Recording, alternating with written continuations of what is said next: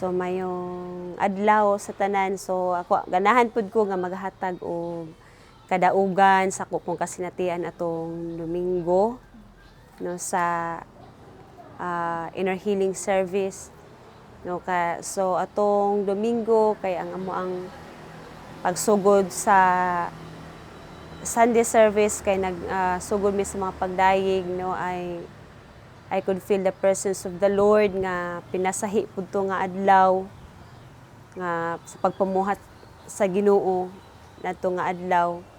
And then personal encounter sa ako nga the Lord no isip nga as a worship team, the Lord taking us into another level of worship.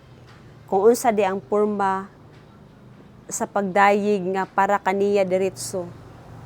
So it's another level of worshiping Him no as a team nga isip pagdadayeg sa Ginoo no paggiya sa iyang katawhan diha sa pagdayeg sa Ginoo. So sayon ang kanang pagkanaog sa presensya sa Ginoo when we create that kind of atmosphere nga He is welcome to come. So it's another level of worship ato nga Sunday. And then I could feel the breakthrough no and the answered prayer no isip worship team magdadayeg sa iya nga there's breakthrough in the atmosphere. Munang nabati nako nga another level siya sa pagdayeg sa Ginoo. And then pagkahuman sa pagdayeg sa Ginoo, kanang feeling nimo nga wala pa katugpa ba, napagihapon ka sa trono sa grasya sa Ginoo.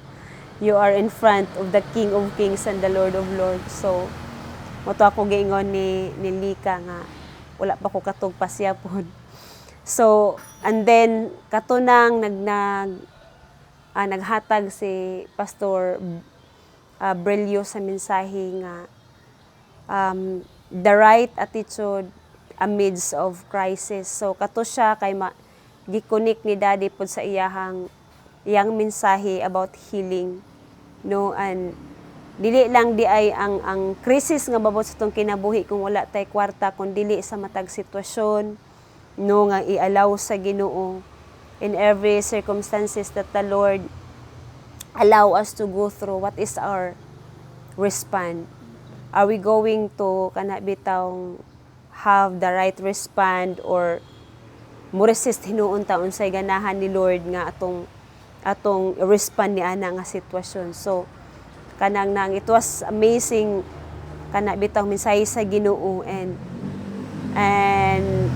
then human ato nga mensahe nga gi-deliver ni Pastor Brillo no katong and that leading us into kana bitawng kaayuhan no. So what kanang naang experience on that day kay kana bitawng consistency nato ba no to press on sa atong ginapray no sa physical healing, sa mental, emotional, and spiritual healing and even no sa pagputol sa mga tunglo nga gikan pa sa atong mga katigulangan no kana siya nga kana bitawng makanunayon nga moduso gyud ni ana nga kaayuhan and pinaagi gyud sa pagdeklara sa atong mga baba. So I could feel nga kana bitawng another level of healing usab, another level of breakthrough, freedom, deliverance on that day.